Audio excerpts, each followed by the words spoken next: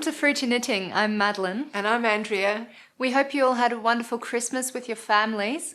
We're really happy to be releasing episode 117 during this special holiday season. Fruity Knitting is a 90-minute program bringing you knitting inspiration from around the world, as well as extra snippets of travel, history and storytelling that we both hope adds joy to your life and brings a big smile to your face. We've got quite an eclectic program for you today, but I think all the segments are still very complimentary. Our feature interview is with the world-renowned textile artist Kaffe Fassett again. So just to remind you, Kaffe Fassett has recently turned 84 on the 7th of December, and we feel so fortunate that we can celebrate his life's work so far with 2 full feature interviews. And many of you really enjoyed our first interview with Kaffe back in episode 116. So that one concentrated more on Kaffe's artistic process and his massive creative output. But today's interview is actually my favourite one. I think it's a little bit more philosophical or psychological. I get to ask him lots of personal, juicy questions. I thoroughly enjoyed myself, and I think you'll really love it as well. Yeah, Mum had a lot of fun doing that one. We also take you on a tour of Kaffe's 3-story house in London, which is filled with 6 decades of his artwork. Kaffe lives together with his partner Brandon Mabley. Their house is also their studio, and it really is a colour laboratory. So Brandon leads the tour of the house. And he is a funny guy. He likes to tell stories. So I'm sure you'll enjoy the behind the scenes of their creative space. Yeah. And our Makers segment is also included. This is a really special treat. We're featuring the South African international concert guitarist Derek Gripper. So Derek is a classically trained guitarist, but he also plays the music of the West African griot tradition. And this music is usually played on a 21-string harp called the kora. And Derek has successfully adapted the music to be played on the guitar. And this was a really difficult thing to do, but he's done it with the very high praise of some of the greatest West African kora players themselves, who since then have invited Derek to collaborate with them and perform in their concerts.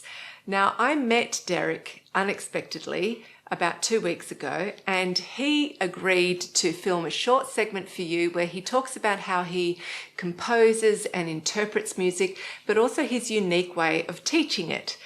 It's only a short segment because, after all, this is a knitting program, but there's always a lot of crossover in the way artists think about their work. So I think you're definitely going to learn something from him. But apart from that, he's just such a fantastic musician and he's an excellent storyteller. So you'll really enjoy it. Yeah, we had a lot of fun filming it. It was really nice to meet him. I love listening to Derek's music. I think it's very beautiful and melodic and relaxing. Yeah. Apart from Derek, you will also meet Anna from Skein Reaction in our Knitters of the World segment. Mum has also prepared a tutorial for you, and we both have new projects, which is exciting. So we hope you enjoy today's program. We're going to get straight into under construction, and I'll show you my new project. You might remember in the last episode, I told you that my sister Fiona has just given birth to twin girls. Very exciting. Just in case you're wondering how that works, she does happen to be 14 years younger than me. Same parents. I can remember 22 years ago how exhausted I felt after 23. 23. You've just turned 23. Mum forgets how old I am.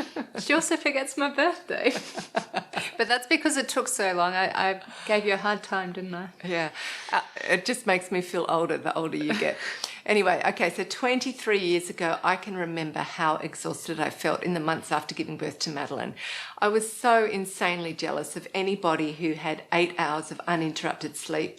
And I think it was well over a year until I got to eat a meal uninterrupted and while it was still hot. So mums can really suffer in the self-care department straight after giving birth. And I think it's probably more than twice as hard if you give birth to twins. So I'm going to knit Fiona something very pretty so that she can feel very pampered. Here it is here. And Fiona, unlike me, looks particularly pretty in pink. She's got a very different complexion to me. And I'm actually enjoying knitting in this colour. I think it was an excellent choice because I will never wear this colour. So that ensures that when I'm finished the project, I'm not going to change my mind and keep it, which I have been known to do with my dragon sickness. So It is actually quite a risky thing to knit a surprise project for somebody and guess the style that they'd like. And additionally, she lives in a very hot climate where there's only about 3 weeks of winter, and she's probably going to be breastfeeding for at least another year, maybe even 18 months. So jumpers are out of the question. They're just too much hassle. So in the end, I decided it had to be a lightweight cardigan.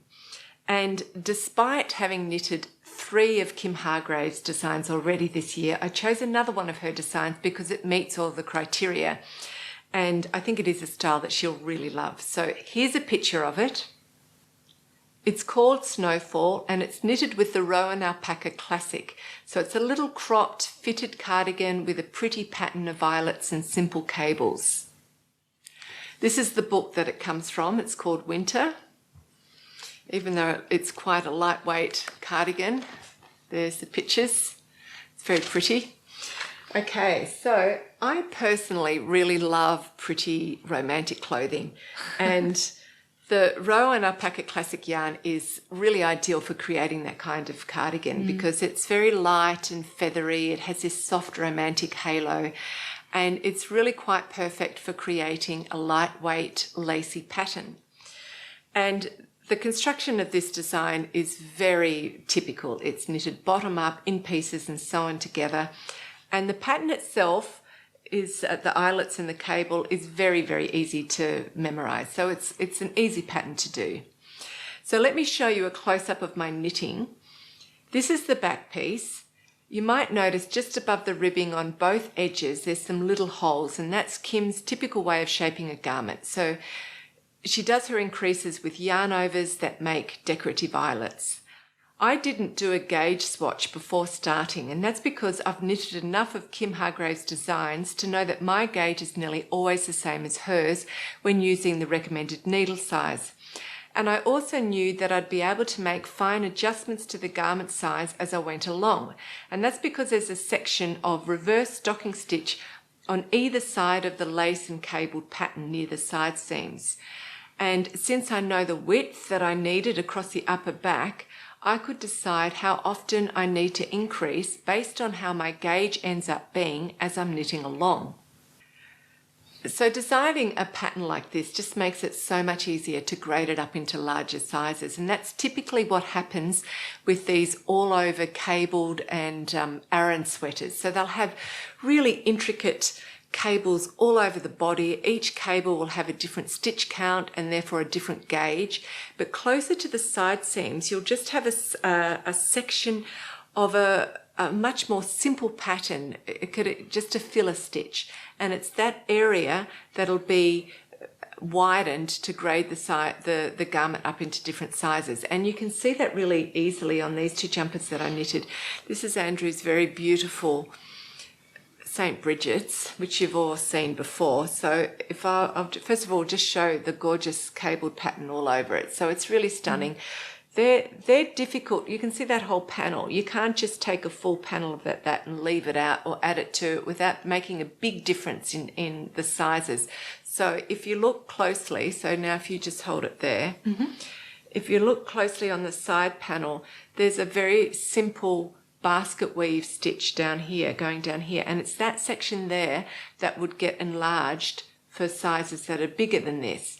And as I told you many times in the past, Andrew was really broad-shouldered, but he had narrow hips, and I never would knit him a jumper that was straight up and down because it would always be a little bit too loose around the hips. I would always knit slightly like this, and that's what I've done on this one. So it's a dark coloured yarn, so you may not see it so clearly, but I've increased about 5 stitches going up, and so it's a little bit thinner here than it is up there, and that's where I've easily put in some shaping. You can see it also on this jumper. This is a jumper I did for Madeline a few years ago. It's also by Alice Darmore, right? It's called Nakraga. And here it's got a wider section. The filler stitch is a wider part. It's also a basket weave stitch, but it's a little bit more complicated than the other one. But it's still an easy stitch to add small sections on incrementally so you can get more and more sizes. And without having to really recalculate a whole lot of maths because of all of these cables. I didn't actually do any shaping on this garment, but I could have. I could have easily done some waist shaping in this area. So this is just something to be aware of and look out for when you're wanting to modify patterns around. So back to this very pretty design. I was so tempted to knit one for myself, and I still might do, because when I was in the shop buying this yarn, I came across this yarn, this colour called Vermilion, and it's just this beautiful orangey red. I fell in love with it, and it took me all of my discipline not to buy that colour instead. So I might go back and buy it at some stage, and then I might knit myself one, and Fiona and I can be twins. That was a moment of great temptation, wasn't it? Yes, and I overcame it. I overcame my dragon sickness. So I'm excited because I get to bring and brag today. As you can see, I've finished my Ribblesdale vest and I wanted to wear it for you today. It's actually quite cold, so I've secretly put a hot water bottle behind me to keep me warm. We have got all the heaters on, but I think it's -5 degrees outside. Yeah, probably. Yeah. Anyway, this vest mainly uses the brioche bark stitch. It also has some special techniques like the tubular cast on and the tubular bind off, as well as the I-cord edging around the armholes. And I'd never done these techniques before, so this was a great project to learn them on. Also, because the yarn is worsted weight, it's quite, fat and bouncy. And also this is a vest, so you don't have to knit sleeves. This vest knits up really quickly, and I was very satisfied with that because I'm not used to being able to wear my projects that soon after I started them. Yeah. So I love how the vest is very fitted and sits relatively high in your waist, but I still knitted the ribbing about 2 centimetres longer, and I'm really glad I did because it only just goes past my waist. If it's very short in the waist, it looks perfect over a dress, but I also want to wear it with jeans and a shirt, and personally I prefer it when it's just slightly longer. So the temperature, like I said here in Offenbach, has been around -5 degrees, and it's too cold for me to enjoy wearing my vest at the moment, but I'll definitely wear it a lot once spring comes. So what you can see, Madeline's wearing my dress at the moment, just to show you that it looks great over a dress. And you've actually started doing ice skating. Yeah. And she's completely enamored with ice skating. I love it. And we thought it would look really good if we took some footage of her in her vest with her, whatever you wear on your Yeah, I'm slowly getting comfortable with my pirouettes, so I thought, why don't I model it while doing some cool moves on the ice, hopefully not fall down. But like I said, it's just too cold. I actually have to wear 2 jumpers and a singlet and a long sleeve top just to keep warm. And you get up really early. She gets up at a sparrow's fart, and that's just too early for me to go and film her in the cold and the dark. Yeah. Yeah. Well done. It looks great. Thank you. Okay, so... Well, I also picked these dark brown buttons to go with it. Because they're wooden, the shop lady told me that I shouldn't soak them for too long when I'm washing the vest, because I suppose they might split. I don't have any prior experience with wooden buttons, but I'm not too worried about them splitting because this is wool, so I'm not going to have to wash this very often. I don't think it'll start getting smelly. And so I'm not too worried about that. Mum was kind enough to do the blocking for me. I've actually never blocked my own jumper before. No. Well, she soaked the vest for an hour and then she stretched the section between the shoulders and the underarms. So now it just sits slightly lower, and I'm glad because otherwise it'd probably pinch my armpits a little. I don't think it was pinching you, but we did actually make this a little bit shorter because I was worried of running out of wool because we changed a few things and made it a bit longer. So I shouldn't have done that because we had wool left over, but so that's why I did a little bit of stretching at the end. Okay. Yeah. Yeah. I also mentioned the tubular bind off before, and actually Mum did that because she wanted to film a tutorial about it for you. It's such a cool bind off, and I'd never done it before. So I thought if you haven't seen it, you really need to see it. So that's coming up now. And straight after that, we're going to meet our knitter of the world, Anna Pack.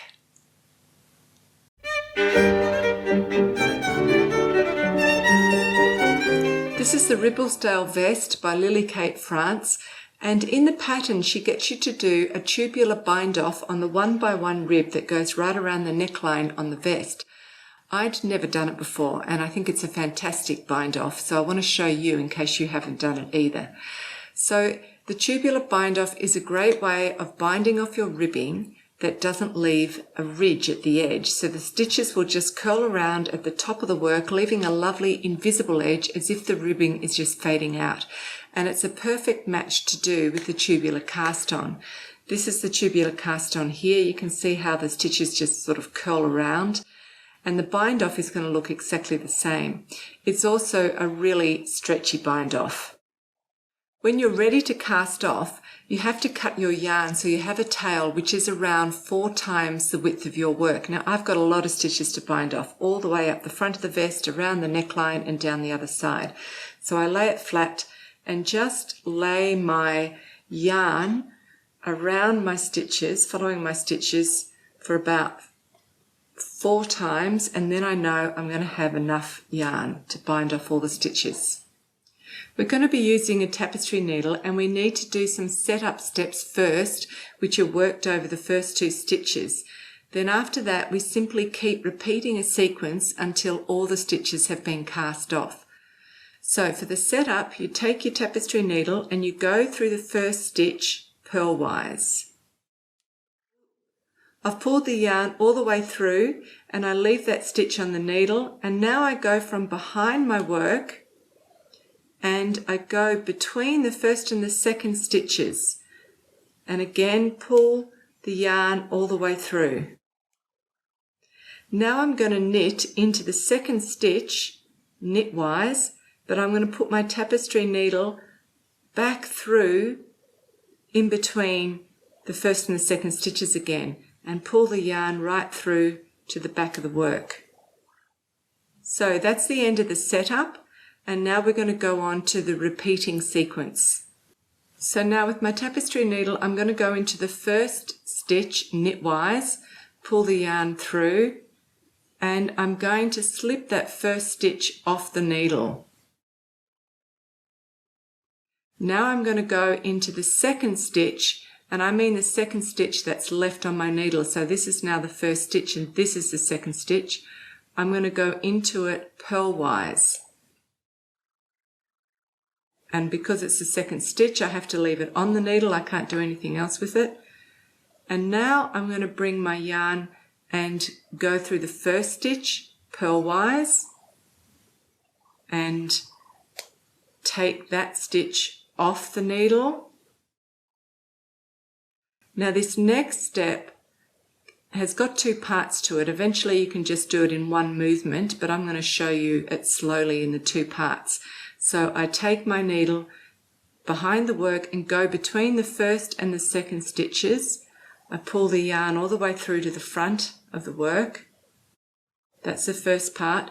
And now I'm going to knit. So go into the second stitch. That's the first one now. That's the second stitch. Knitwise. And put the tapestry needle through the back of the work, and again it's between the first and the second stitches. That's the sequence, and we're just going to keep repeating that. When you've got a long tail like I do, the most annoying thing is having to pull through so much yarn on every step, but you can make this sequence into just 2 steps. So knit off the first stitch, purl through the second stitch, and now I just pull through my yarn. That's the first one. And now purl off the first stitch, round the back through, knit into the second stitch, and now I pull through the yarn. So I only have to pull through the yarn twice. There's one other little thing to help you. If you stop and you have to come back to your work, there's only 2 times that you're taking the stitch off the needle. There's a knit off and there's a purl off. You've got it right if when you're ready to do the knit off, there's a column of knit stitches underneath that stitch. So knit off, you can see that there's a column of knit stitches, so I've got it right. Purl into the second stitch.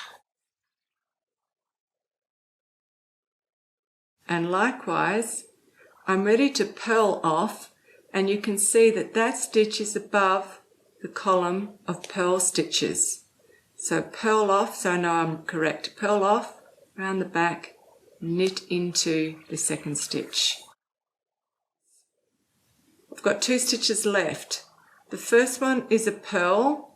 It's a bit harder for you to see, but that's a purl, and the last one's a knit. So I'm going to purl off, so put it through my needle through purl wires and knit off. And that's how you end. And all I have to do is darn in this tail, and there's the lovely tubular bind off.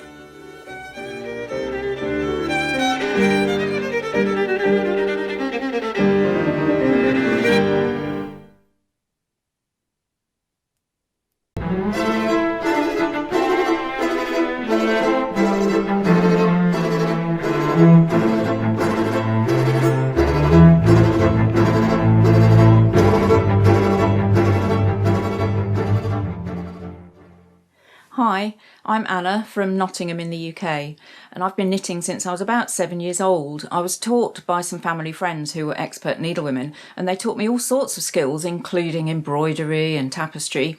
And throughout my childhood and teenage years, I was passionate about all sorts of creative pursuits, including art and music. But then I decided to follow my head rather than my heart, and I went on to university to study mathematics, and then I became an accountant. So for many years, my career meant I didn't have enough time for all my creative pursuits until I started to cut my working hours down a few years ago. I got back into knitting probably about 12 years ago, and one of the first things I made was this jumper that I'm wearing, which is a Rowan design, and it was my first attempt at stranded knitting, and it gave me all sorts of ideas about designs I could create myself. Now, over the years in my photography, I've really enjoyed photographing my travels, and I'm particularly drawn to things like architectural details and patterns and colours. And I've used that for a lot of inspiration in my designs in recent years. And you'll see amongst my designs that there's a lot of inspiration from places I've visited, particularly Italy and even Uzbekistan, which I was lucky enough to visit a couple of years ago. The first design I'd like to tell you about is this, which was actually my first ever design. It's called the Doge's Palace Cowl, and it's named after the building of that name in Venice. And it incorporates a mixture of lace and colourwork and cables, and I designed each of those elements to mimic the actual architectural features of the building. And it's made using Bloomsbury DK by the Yarn Collective. Often when I learn a new technique, I like to incorporate it into a design because I think it helps me to think clearly how to explain it in writing to somebody who's not so experienced. So the next design I'd like to show you is this matching hat and wrist warmers, and the new technique which I incorporated in this design is steeking. The wrist warmers are actually knitted in the round with a very short steek, which subsequently becomes a thumb hole. So it's an excellent project for somebody who's new to steeking because it avoids the terror of having to cut open an entire cardigan. The design is called San Donato, and it's based on a wonderful medieval pavement in the cathedral on the island of Merino in the Venetian lagoon, and it's knitted using Spindrift by Jamieson's of Shetland. This scarf I'm wearing is called Laterano, named after the Basilica of St. John Lateran in Rome, and it's inspired by some columns in the cloister there, which have these bands of coloured inlay marble known as cosmatesque ornament, which was very popular in medieval Italy. It's actually knitted on the diagonal, and the techniques which I incorporated into this design are Latvian braids and mosaic colourwork. So the design incorporates bands of garter stitch in between bands of mosaic colourwork, and they're separated by these Latvian braids. And the design is knitted using North Coast 4-ply by the Border Mill. I mentioned Uzbekistan earlier, and I'd like to show you a couple of designs inspired by the wonderful tile work in that country. The first design is called Zinda, and it comprises a hat and a matching cowl, and it's knitted using North Coast 4-ply by the Border Mill, And the particular technique which I incorporated into this is 2-colour cables, which are 1x1 cables where each stitch is worked in a different colour. So it's possible to work them without the use of a cable needle, but it does take slightly longer than the traditional stranded colour work. But the thing I like is the way it gives a very definite line to the design, more so than the traditional stranded colour work. And you can see the contrast between those different elements in the actual design. The second one I'd like to show you is called Kiva, and it's based on bands of tile work on a very tall minaret in that city, and it's made using spindrift by Jamieson's of Shetland. And the particular technique incorporated into this cowl is grafting, so it's actually worked as a long tube and then grafted together, which makes a very warm double layer cowl. Over the years, I've done a number of collaborations with yarn producers and dyers, mostly to write knitting patterns.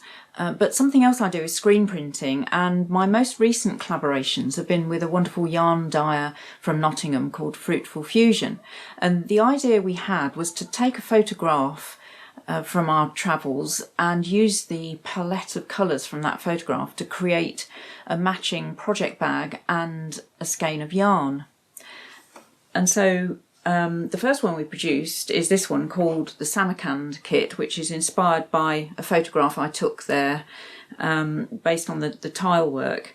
And the project bag has a different design on each side and is lined with a bright colour. And the matching skein of yarn uses the same palette of colours.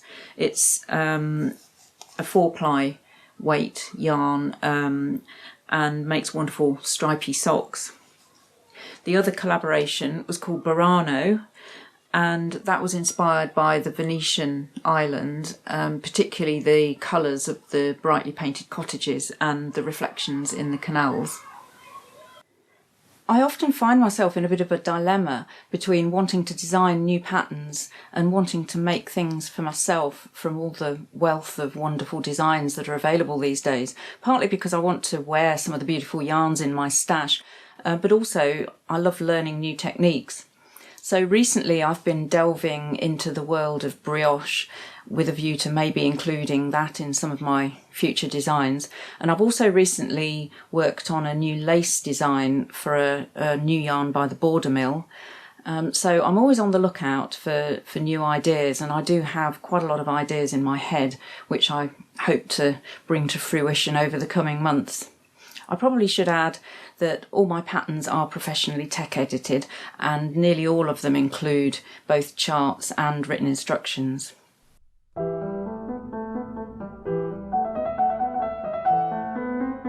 So finally, I'd just like to say a huge thank you to Andrea and Madeline for inviting me to appear on Fruity Knitting.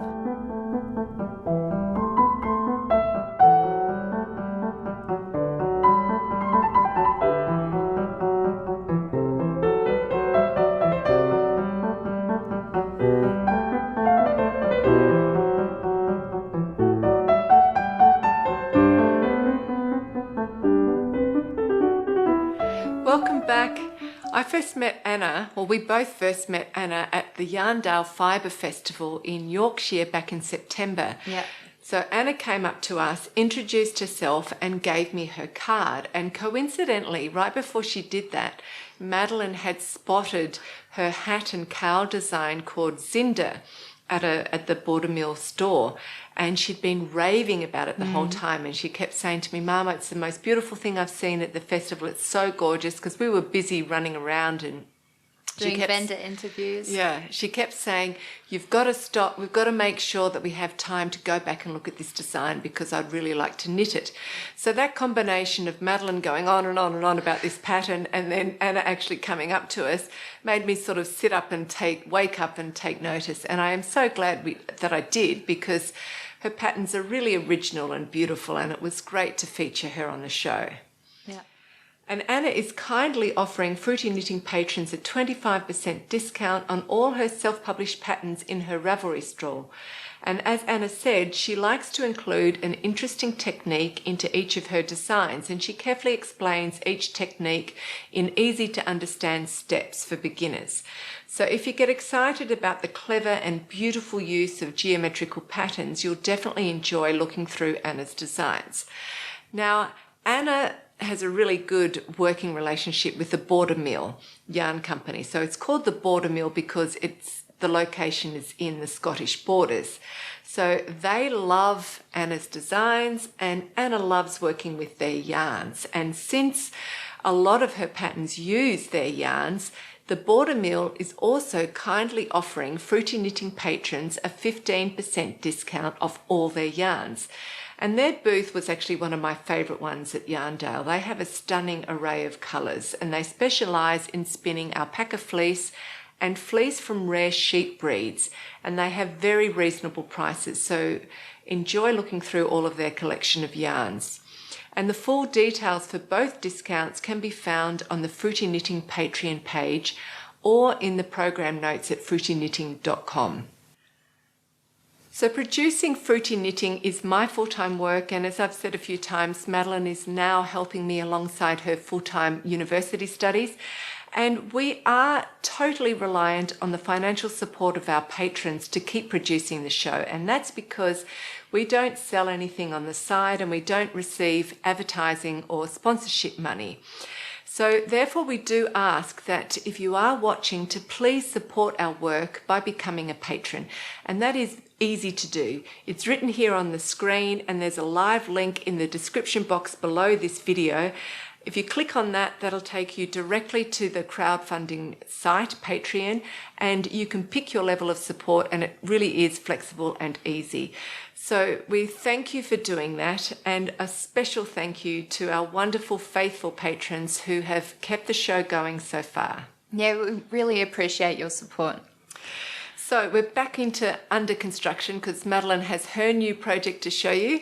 Yes, so since I finished my Ribblesdale vest, like Mum said, I've started a new project, and I'm really happy with the design and also the yarn that I'm using. So let me show you a picture of the project. It's an all-over cabled jumper that is cropped and fitted called Modest. It's also another Kim Hargraves design, so it comes from her book Pale, which came out in 2018. It's worked in pieces from the bottom up, and it has cables on bobbles on the body but also on the sleeves. The recommended yarn is the Rowan Superfine Merino 4-ply, but that actually isn't available anymore. So I'm using the John Arbon Devonia 4-ply, but Mum says it isn't a very good substitute for the recommended Rowan Superfine Merino. The Devonia 4-ply is a thinner yarn, it's less rounded, and it also has more of a halo. Apart from that, it also has less elasticity than the Rowan 4-ply, and that's because the Rowan 4-ply is 100% superfine merino, which has a lot of very tiny crimp, and that's what gives it a lot of bounce or elasticity. The Devonia 4-ply, on the other hand, is a blend of several long wools, and they have less crimp, so that means that it doesn't have as much elasticity. But the good thing is that it will wear better and it's less sensitive to pilling, which is good because Mum says I'm rough on my jumpers. I'm not sure about that. I think I just wear them a lot. Yeah, we all wear our jumpers a lot, but you're not particularly, I mean, you wear them, you'll wear them out doing hiking or I suppose any kind of physical activity, which is a good thing to do. Okay. Yeah, but I also just like the colour. I think it's really beautiful. It's called Ocean Rain, which I think is very poetic. But so it's a dark turquoise, obviously, but when you look at it closely, you actually see it has shades of royal blue and shimmering emerald green in it, which I adore.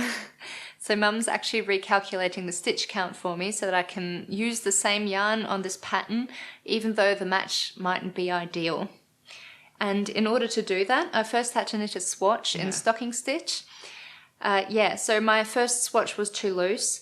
I went down a needle size, and I think it's important to have a nice firm fabric, particularly when you're knitting cables with a less rounded yarn like the Devonia 4-ply, because you still want those 3D, like that defined 3D cable, and not loose flat cables. And particularly with this yarn, it's got more of a halo to it, and it is going to be naturally flatter, that we didn't want to go for a looser gauge. Yeah.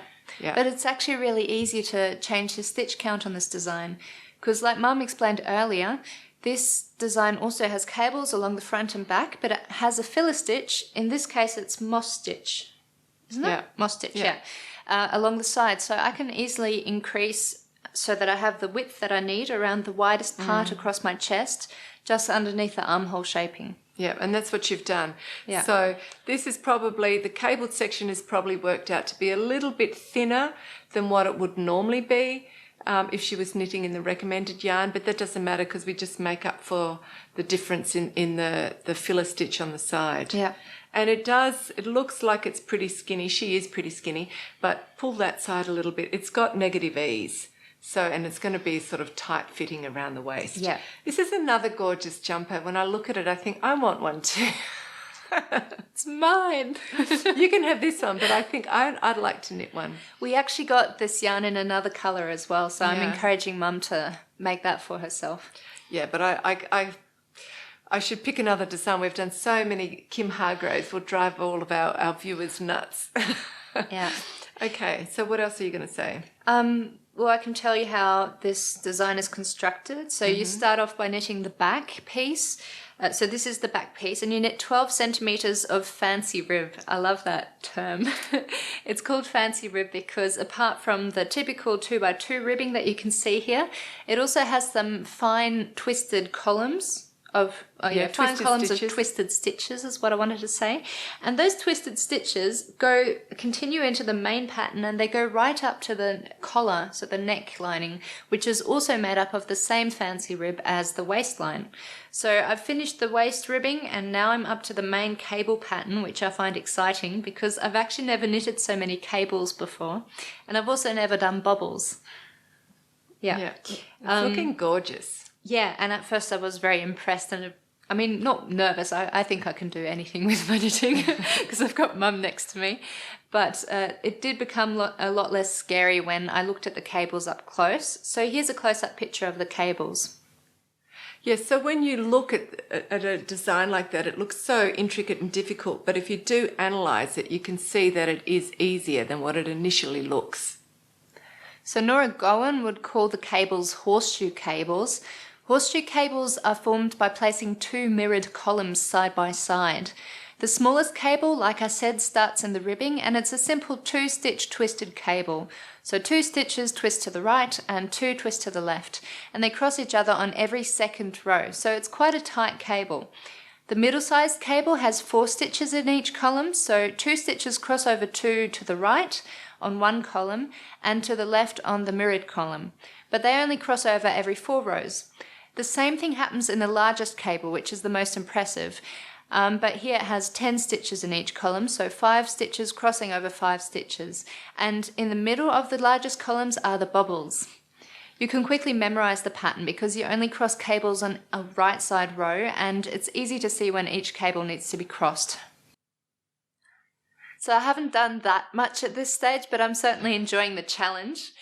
Also, Put it up against you. It's another short cropped cardigan. So you're actually you're nearly up to the underarms. Yes. Underarm shaping. Yeah. I think it's gorgeous. It's stunning. I feel a bit fluffy in this because it does have quite a halo. Yeah. Yeah, so I haven't done a huge amount yet on this project, but I'm certainly enjoying the challenge. Also, I'm knitting all of the cables without a cable needle, apart from the largest 10-stitch ones, because knitting without a cable needle is actually faster. Yeah. I've got tutorials on that too. So all patrons will find that very easily in the tutorial index. You can find it on fruitknitting.com, I believe. Oh, and in case I didn't show you, this is the book that it comes from, the design comes from. So coming up now is our Makers segment. with the guitarist Derek Gripper, and filming this segment happened really spontaneously. So a musician friend of mine who also knows Derek phoned me up the night before and suggested that I might like to interview Derek because he was passing through Frankfurt very quickly. So I jumped at the opportunity. I'm so glad that I did. I just stopped everything that I was doing that night and spent the next few hours just researching about him and trying to learn about what he does and what kind of music he plays. And then the very next day, I filmed the segment with him, and I'm so thrilled that I did because he's a natural born communicator, and the way he talks about his music makes it so easy and accessible to everybody. So I hope you enjoy it.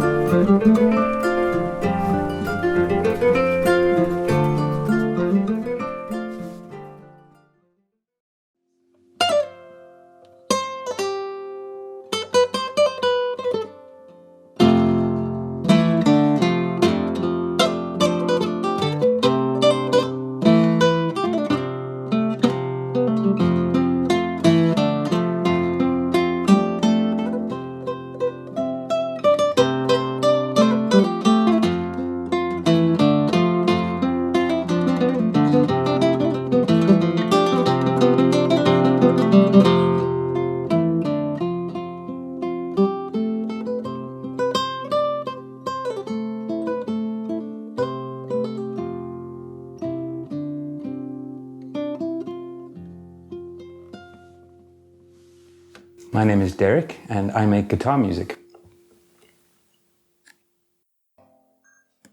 So that music I just played you was first recorded by a kora player called Seku Baturu Koyate in the 1970s. The kora is a 21-stringed harp which is played in the whole of West Africa by a group of musicians who inherit their trade called griots. And I first heard their music in the recording of one of the greatest living kora players, a man called Tumaini Diabate, who does this very special thing with kora playing, where instead of having a whole band and the kora is playing an accompaniment or a melody, he does the whole thing on one kora. And he started this all when he was 21 years old. In 1987, he traveled to London for the first time at the invite of a wonderful musicologist called Lucy Duran, who had been studying the kora in the Gambia, and took a 3-day train journey to Bamako from the Gambia and met Tumani's family, was blown away and invited them to London, ended up releasing this beautiful record called Kaira, which is the Arabic word for peace. And I was lucky enough to hear that quite a long time after that, about 20 years after. And I didn't know what I was hearing, but I had been playing guitar, classical guitar, and I was living in Cape Town, South Africa. So what he was doing is, he was playing a bass line.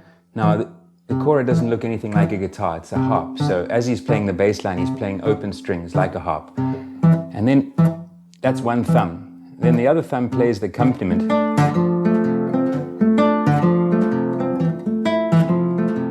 So it's like you've got your bass player and you've got your rhythm guitarist, let's say. Then the singer would play the melody like, sing the melody, while the other two carry on.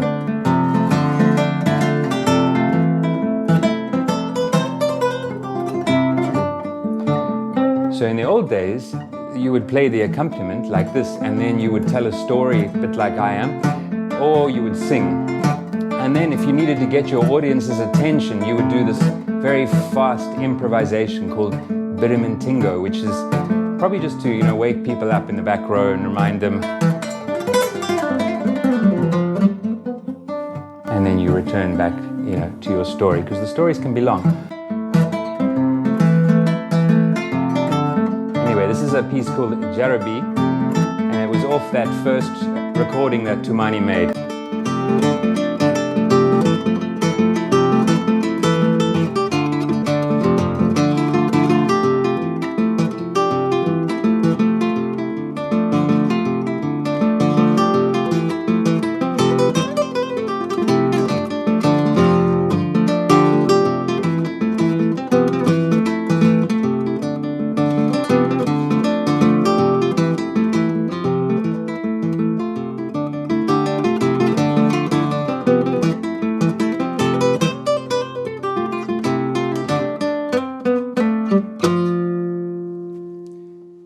So I first heard his music, I thought, what can you really do? You know, I could have traveled to Mali maybe to learn the kora, but that didn't seem like the right thing to do. So what I did was I listened to how he was playing, to the phrasing. So in music, the phrasing is how you play something. So you could phrase it like this.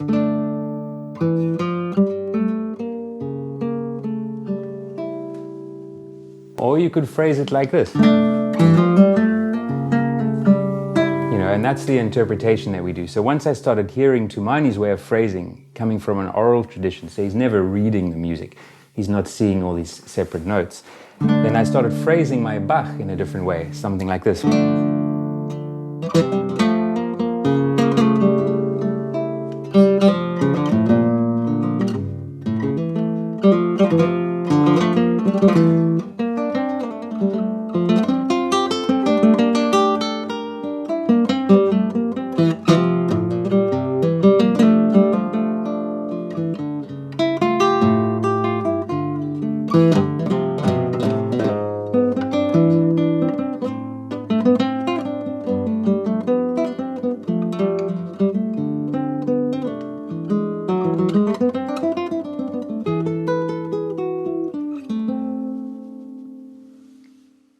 But then it was still not really enough, and I really wanted to be able to play his music. And so I took a recording and I slowed it down a lot so that I could really hear what he was doing. And suddenly I heard that something that had been impossible to understand, and you think, what is he even doing? Suddenly had these very clear phrases, which as a classical musician, sounded like Mozart or something. And this is the first piece that I transcribed. It's called Tubular.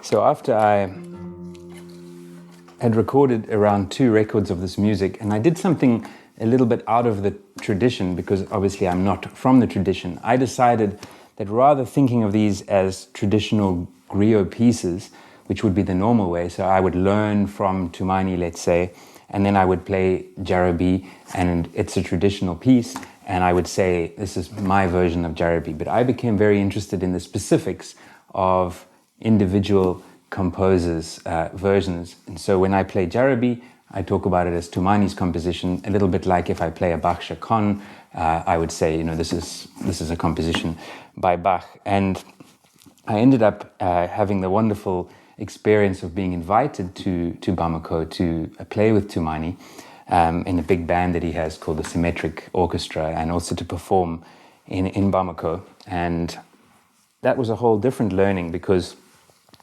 when you have no one to teach you and you're just listening to recordings, you don't know everything. Like, you don't know where's everyone tapping their foot, for example, where's the one, and this is a big subject. And if you come with different ears, you hear things differently.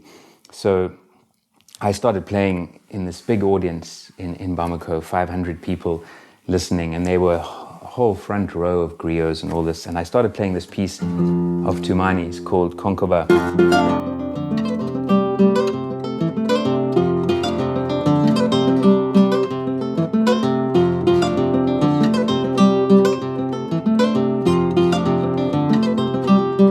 But they all started clapping in a place that I can't even to this day clap. And so it was like the whole audience was listening to something else, and I had to try and keep up with them, understand what they were doing. So I had to keep speeding up, just in the hope that they'd stop eventually.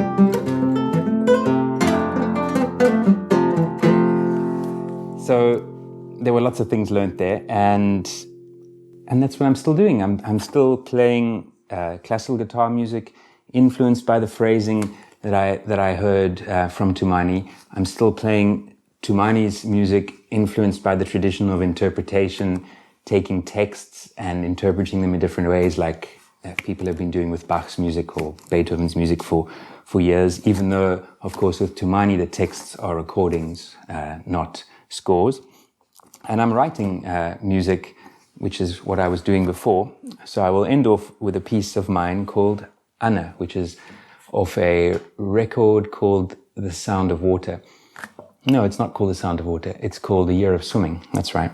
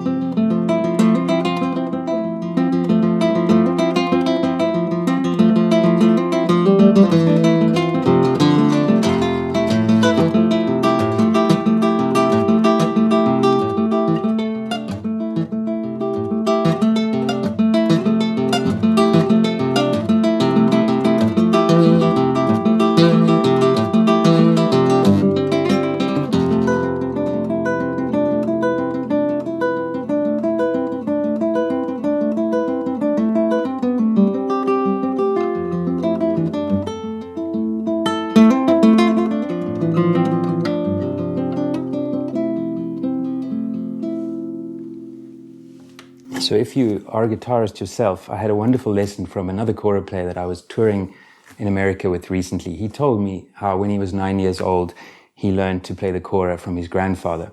And it was just the most wonderful explanation of how you can learn to play an instrument. He played 2 notes. His grandfather said he wasn't allowed to play any other notes for 2 weeks. And he said his whole family thought he was crazy and he just played these 2 notes. And then after 2 weeks, his grandfather felt that he'd got those 2 notes sufficiently good, so he added a 3rd note.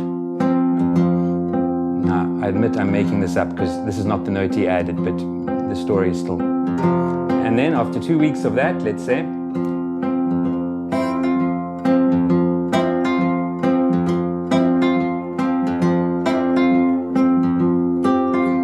and he said after a year of doing this, adding little bits of notes, anything his grandfather played, he could play back. So he'd learnt that language.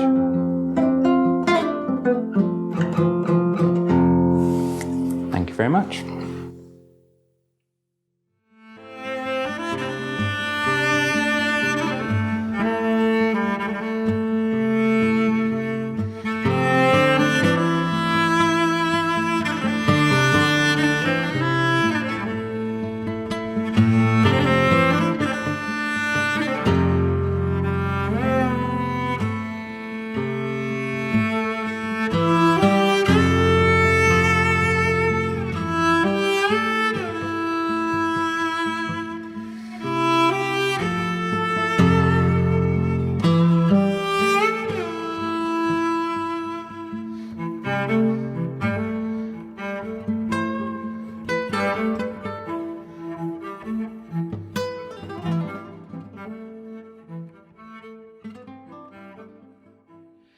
Thank you, Derek. It was such a treat to have you on Fruity Knitting.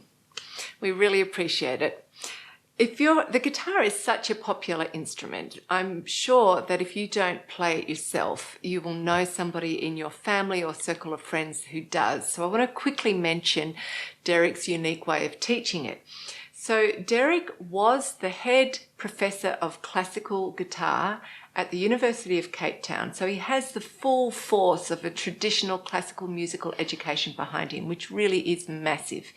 But as well as that, he also is a trained Montessori teacher, and he has a very interesting online guitar group where he emphasizes learning through daily non-critical immersion rather than the more typical way of learning an instrument by learning musical theory alongside learning the instrument and having one-on-one critique from a teacher.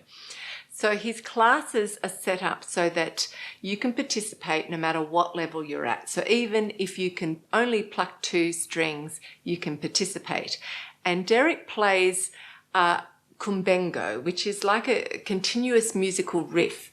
And as the players get more confident, he shows them how to keep adding more complexity to this musical riff and then to eventually improvise over the top of it. And everybody is playing, so all the players are playing along with Derek, but they're free to experiment however they might like to without feeling intimidated, because nobody can hear them individually. And the music that Derek uses is from the West African tradition, but also his own compositions. And he also teaches Bach this way, which I find particularly interesting. Yeah, you can actually hear him play it sometimes on his Instagram account. He uploads little videos, and I listened to one recently. I thought it was gorgeous. Yeah. Yeah. So if you are a guitarist, or you just play a little bit of guitar at home and you want to have some fun doing something different, or you want to really work on freeing up your playing, you might want to check out his online guitar group. And as usual, all the information about all of our guests and everything that we're wearing and working on is always in the program notes at fruityknitting.com. Yeah. And you're also going to hear Derek's music again this program, because it's the musical introduction to our second feature interview with Kaffe Fassett. That's true. And that's coming up right now. But just quickly before we go to that, I want to squeeze in a little bit of personal news. And that is, in the next few days, I'm really hoping to fly to Australia to spend some time with my sisters. So that, of course, is dependent on the travel restrictions and the COVID restrictions, and to see there's so much to organise for that. But hopefully that'll work out. I haven't actually been back to Australia for over 10 years, which is a really long time. Yeah. And as you all know, with the tragedy of Andrew suddenly getting sick and then dying in April earlier this year has been really the worst year of my life. And I am still really struggling on a daily basis. It doesn't feel like it gets any easier. But I am hoping that maybe a change of environment might just make it a little bit easier for me, especially because it's, in these dark, long, cold winter months, it's very easy to be extremely overwhelmed. Yeah. So Madeline, unfortunately, can't come with me because she has important exams and assignments during this period, so she has to stay here in Frankfurt, and she's got to look after Jack. So hopefully the next episode will be filmed in Australia, and I might even have one of my sisters on the couch with me to keep me company. Yeah, that'd be fun. Well, right now it's time for our second feature interview with Kaffe Fassett, including the tour around his wonderful home with his partner Brandon. And also, as always, watch right to the end of this episode if you want to see an update of my little cousins Simba and Leia knitting in the Australian bush. Yes, it's always very sweet. Yeah. Thanks for, we both want to say thanks for spending time with us. Yes. And happy holidays. Yes. Bye.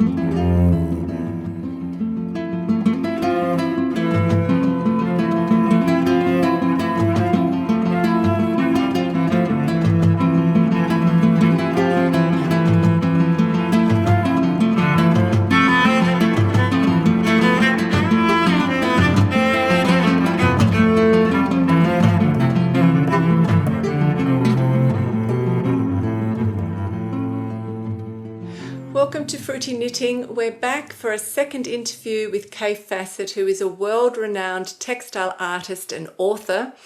In our first interview, we concentrated on Kaffe's artistic process and creative output.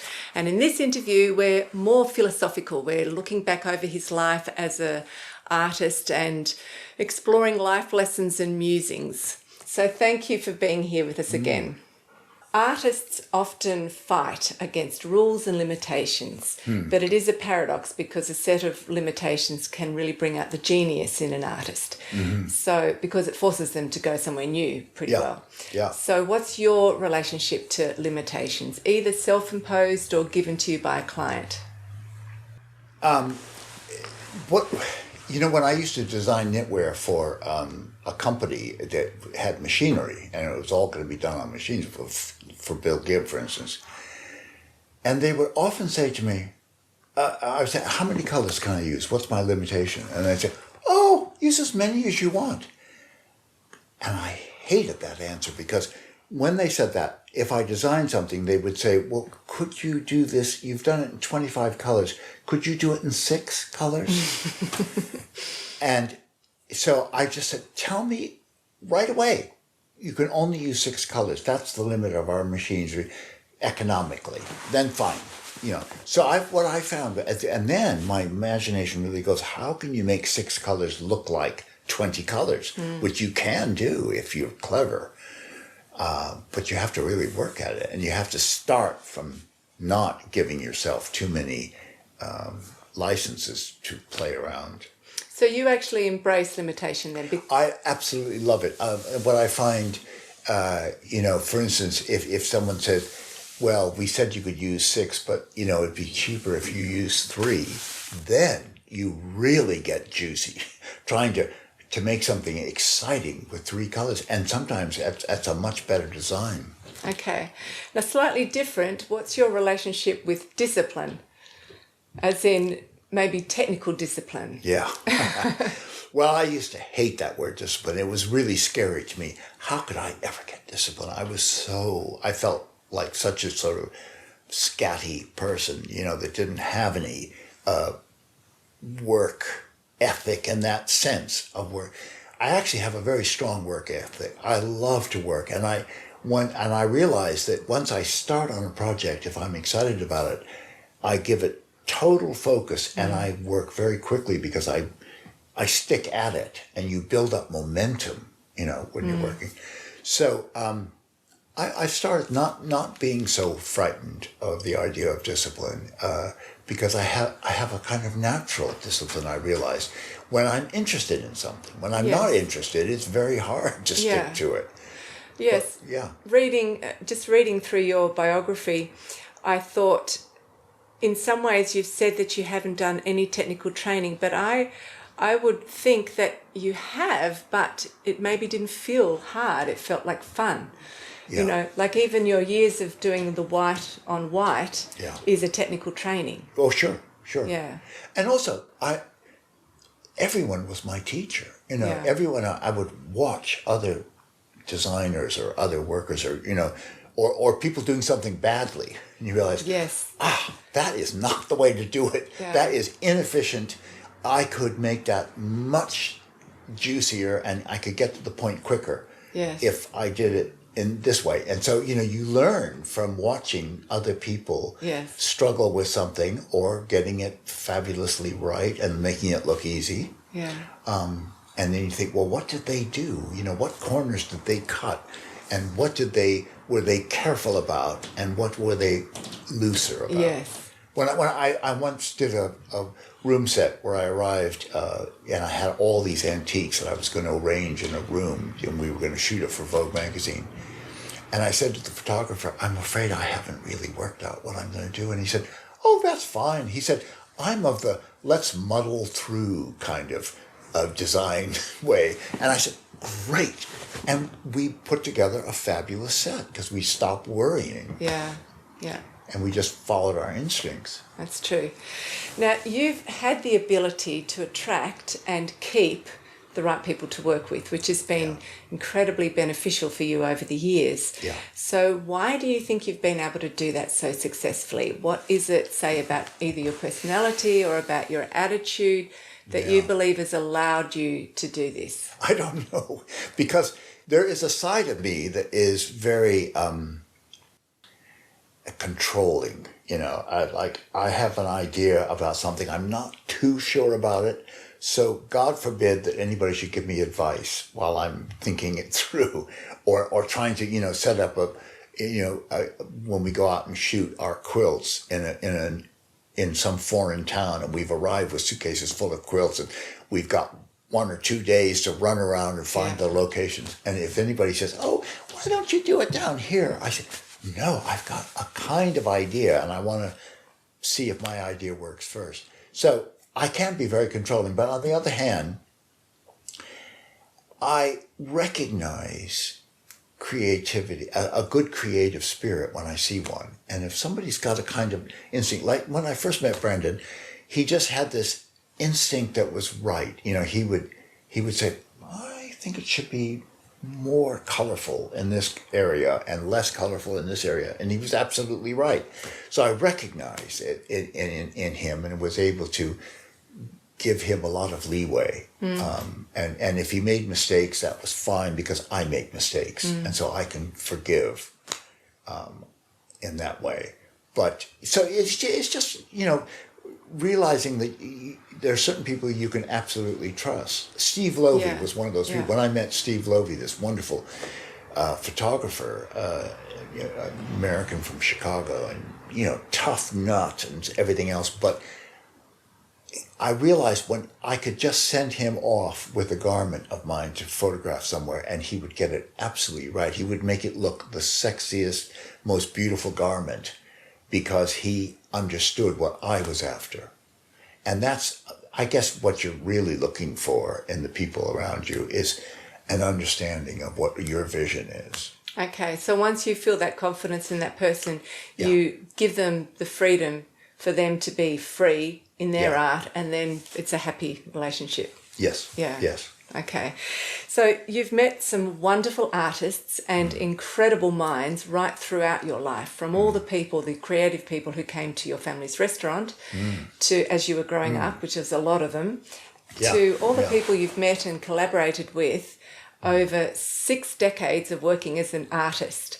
So what are the most valuable life lessons that they've taught you, both as an artist, but also on how to live a good life?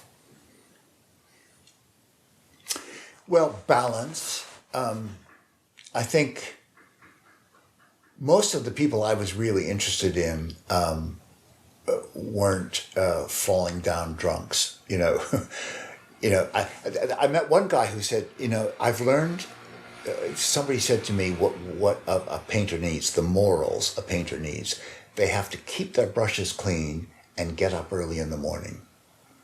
And he said, if you think about it, if you do those 2 things, you have to live a pretty damn good life to do it, to get up early. Certainly the getting up early. You don't go out carousing all night and wasting your energy. You've got to keep your mind clear to be creative. And so I guess I was attracted to people who had a kind of discipline, but also a sense of humor, and a sense of relaxation, and a sense of letting life unfold, and being secure enough to realize the answer to that design problem, or where you're going to put that quilt or whatever, is going to come to you, and it's going to be obvious.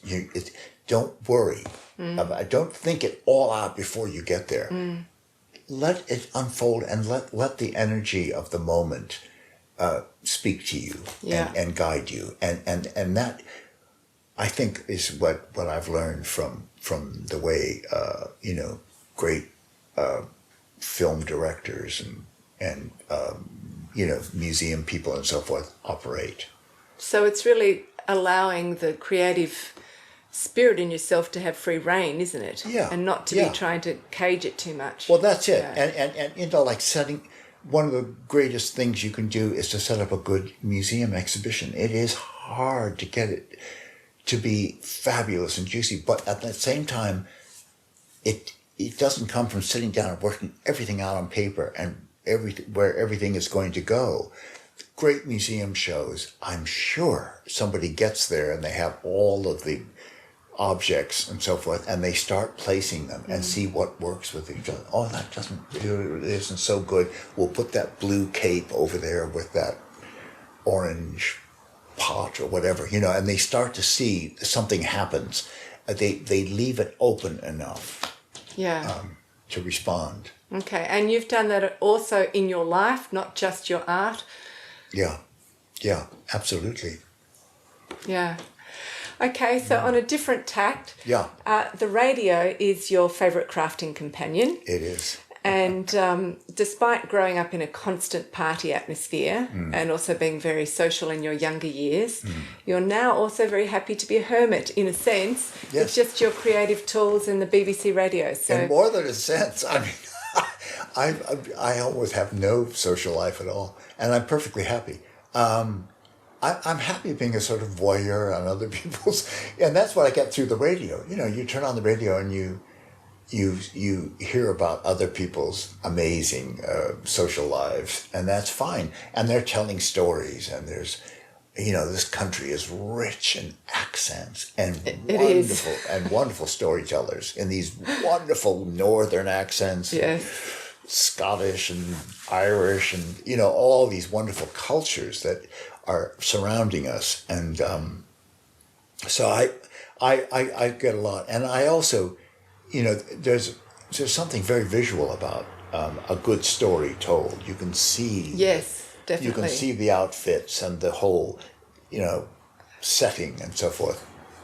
So I love all that. And it keeps me in touch with the human side of life. We'll change tack again, and I'd like you to talk about your spiritual beliefs or thoughts, because over your lifetime you've explored quite a few things. As a teenager, actually, you went to a Waldorf school where you were exposed to anthroposophical... Well, it wasn't Waldorf, really. It was Krishnamurti. Which is Krishnamurti. Yes, yeah. I read him when I was 16 and he blew my brain. Right.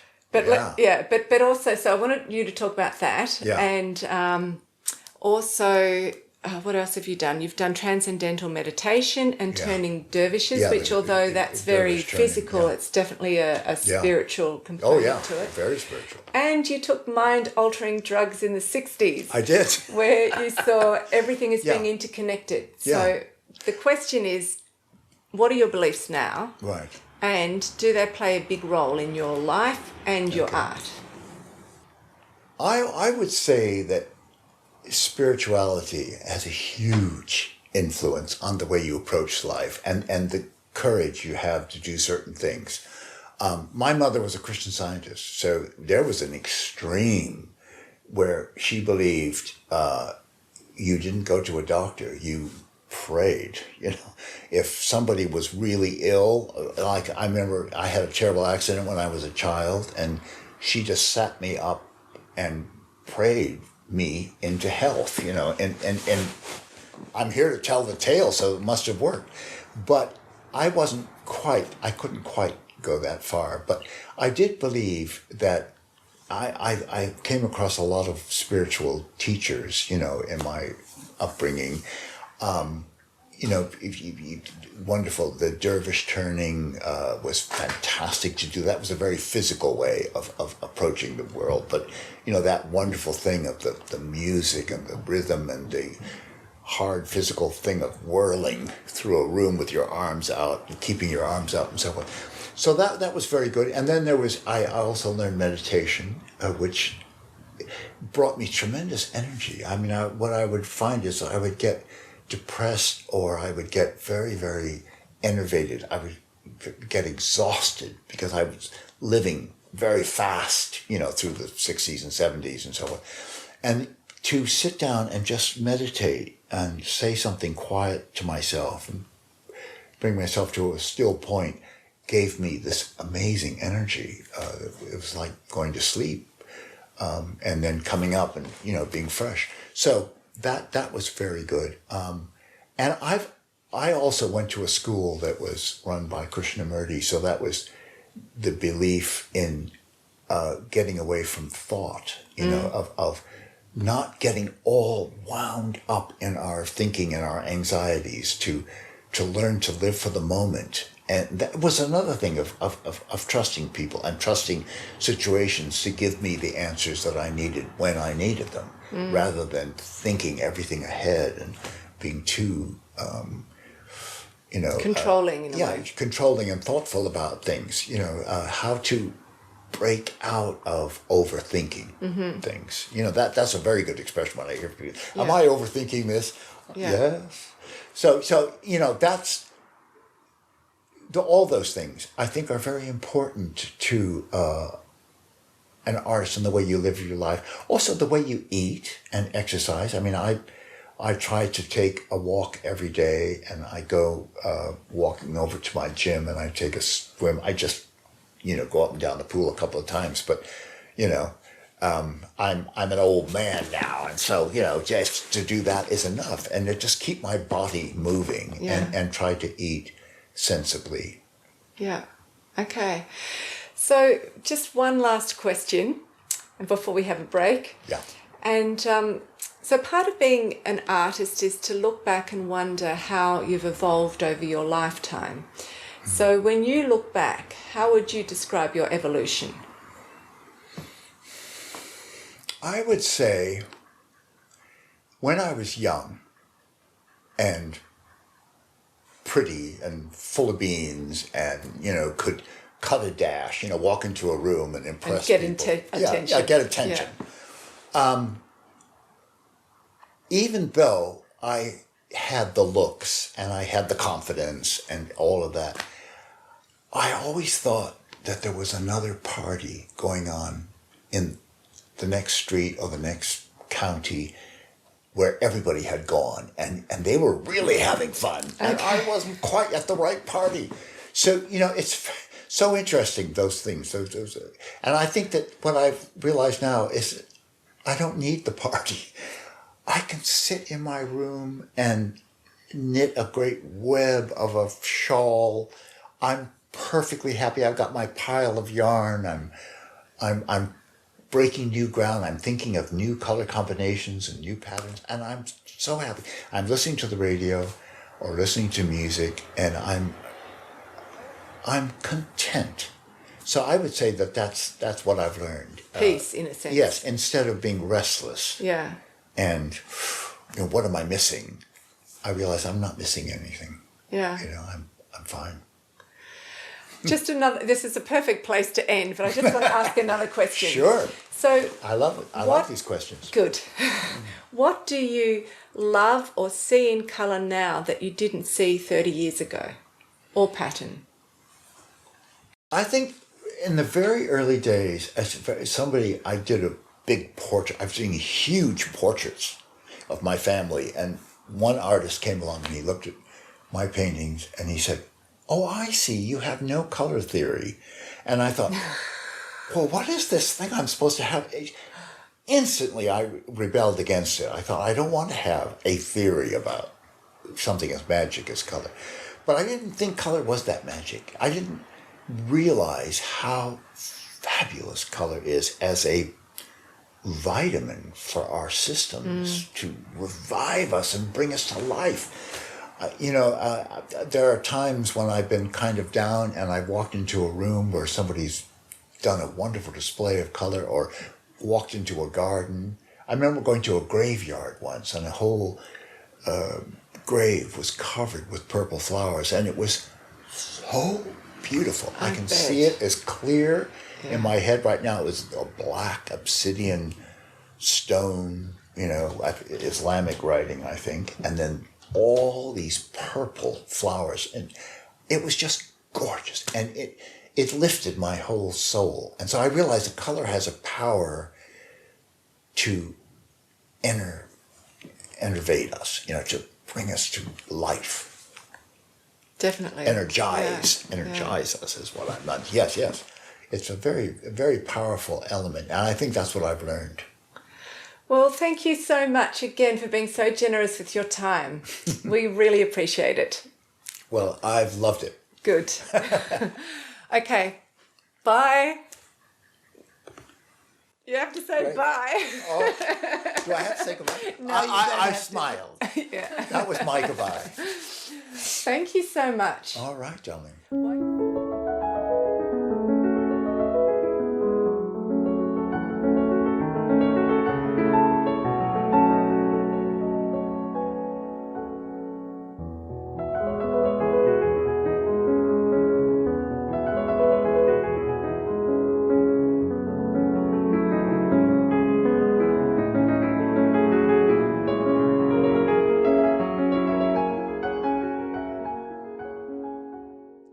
Okay, so here we have a needlepoint armchair, which Kaffe had knocking around his studio for many, many years, and finally we got around to needlepointing it for Steve Lovey, who photographed Kaffe's first 4 books.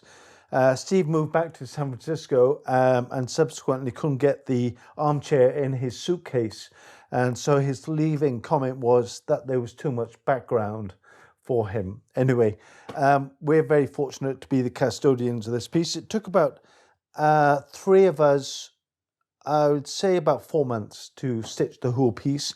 It's actually needlepoint all the way around. We use it for museum exhibitions.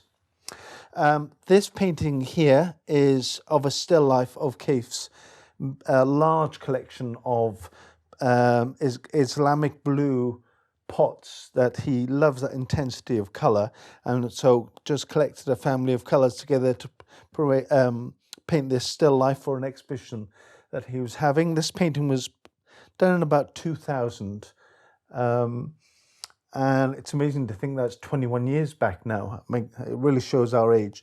And then here we have a painting that was painted before I was born, of all things, in 1967, and it was a painting of when Kaffe was in his white on white period, and before he'd gotten into colour. He was primarily a painter, a serious painter that was collected in New York and London, and this is where he set up a still life of a patchwork tablecloth with broken crockery on top, and it's a triptych, so there's 3 panels to the painting.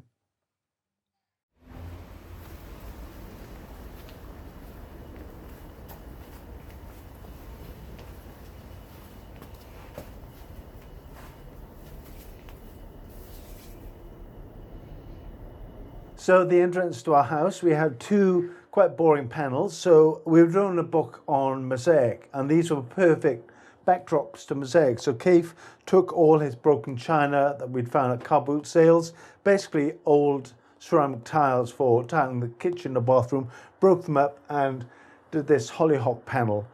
You'll even find his signature embedded into the piece.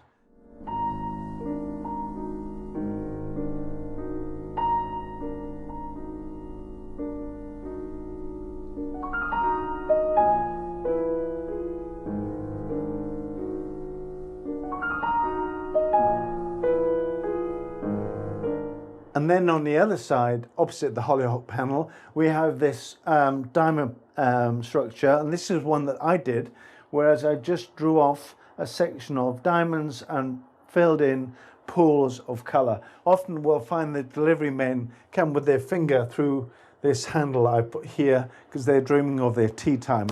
The colour on the front door is a beautiful kind of aubergine eggplant colour. The name of the colour is called Revenge. So this is a triptych by Kaffe, painted in about 1970, and it's the most unlikely colour palette for Kaffe because he's the man known for being the colour guru. This is his period when he was painting white on white paintings.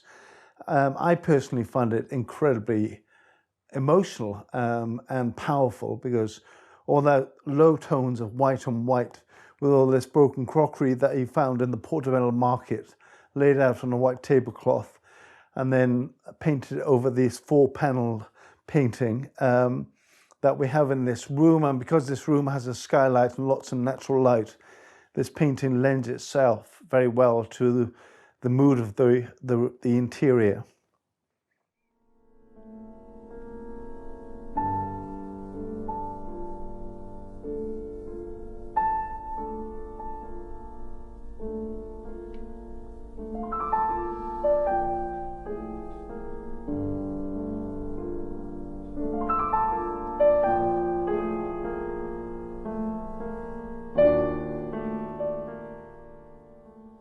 imagine I look kind of subtle with this spotted shirt in this background. This is our back patio.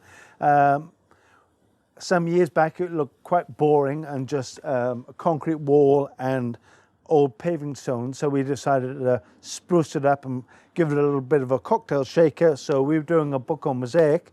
We went to all the local car boot sales, garage sales, and found all the broken china that we could, and we set to.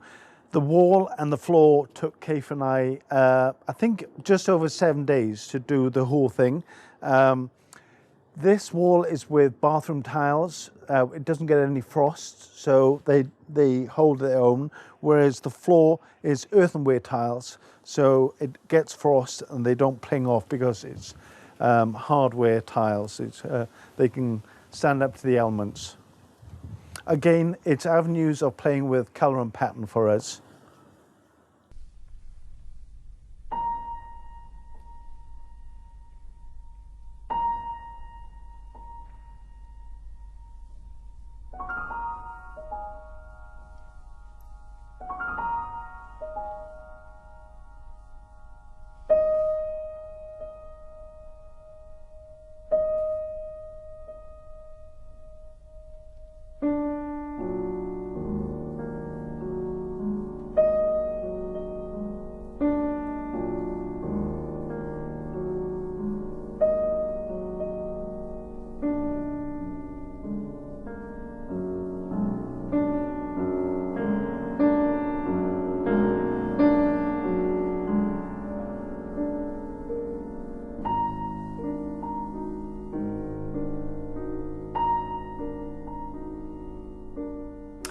Even the bathroom is a symphony of colours.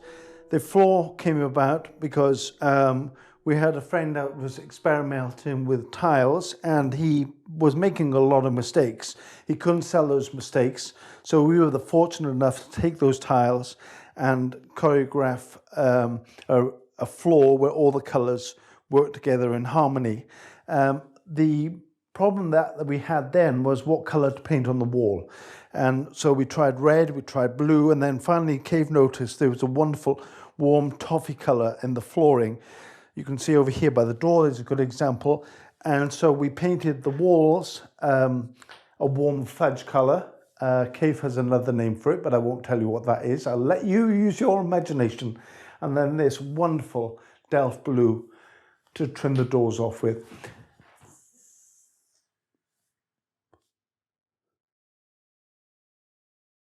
The trunk is, I think it's 17th, 18th century hand-painted Dutch tile trunk, which houses part of Kaffe's collection of antique quilts. Painting on the wall is by his favourite sister, who's also a painter, and she has one subject, and that is painting the highway where she lives in Big Sur, California, called Highway 1. So the sink, rather than having a conventional sink, we commissioned our friend who was making the tiles to make a bowl and put a hole in the middle of the bowl. It became a sink. I think it looks like a watermelon, but it works in here beautifully. This was photographed in a book that we did called Welcome Home, Kaffe Fassett. We had a friend visiting from America. When the book came out, he showed his friends by proudly announcing, "And I put my false teeth right there next to the sink." So that was his claim to fame. When I joined the studio back in 1990, God, it's amazing to think that I'm that old. I'm still 28 in my heart. Anyway, it was all in this studio. It's on the first floor of a semi-detached, typical London house. This room is approximately 30 foot long with 13-foot high ceilings, 3 very good bay windows, and so lots of natural light pouring in. And when I first came to the studio, there was people sitting on the floor working on needlepoint and knitting and different projects that Kaffe had dished out for them to help him with. The wall was braced with cones of yarn and shelvings of different projects, some baskets and so forth, and behind me there were cupboards. Eventually we managed to buy up the whole house and share the studio out, and we have to because we need the space. Hence, every design we do, we keep the first sample for the different museum exhibitions that we have around the world. I should talk about the wall. You might be wondering what the wall is covered. This is hand painted by Kaffe. It's not wallpaper. He was designing for a furnishing fabric house called Designers Guild, which some of you might be familiar with, internationally renowned for their furnishing fabric.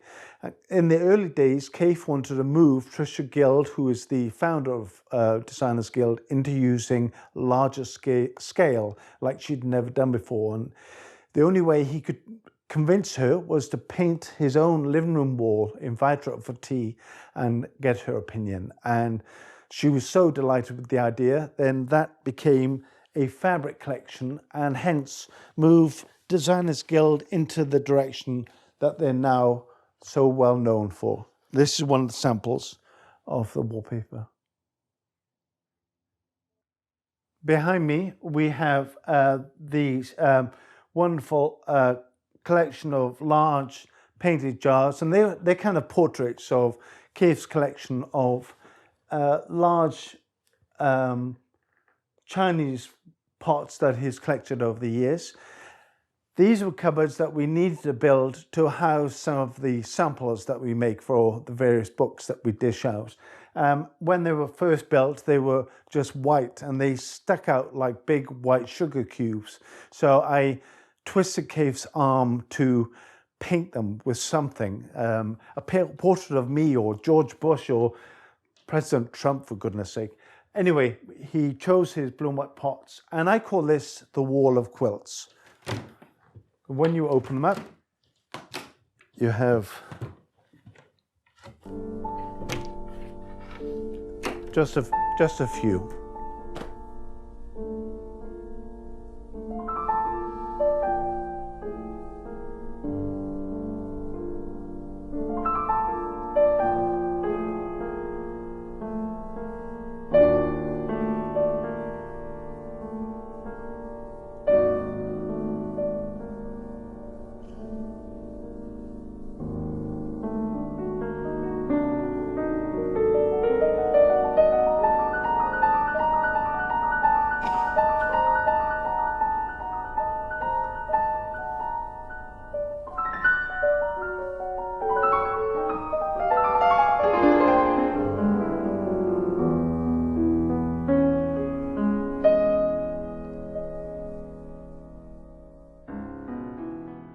The portrait is an ancestral portrait. It's hand painted from the early 18th century.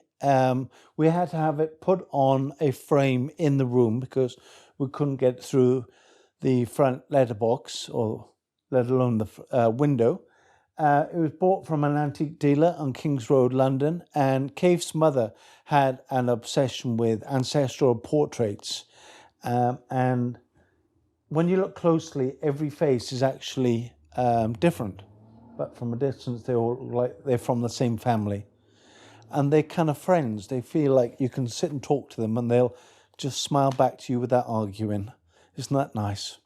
Okay, so the needlepoint cushions around us are different kits that we design. And for us to do a needlepoint, we actually have to stitch out the first design ourselves. We don't hand paint onto the canvas. We literally stitch with the yarn and feel the colours and get the expression that we want by stitching themselves. So each and every one of these are available kit form from ermintapestry.com.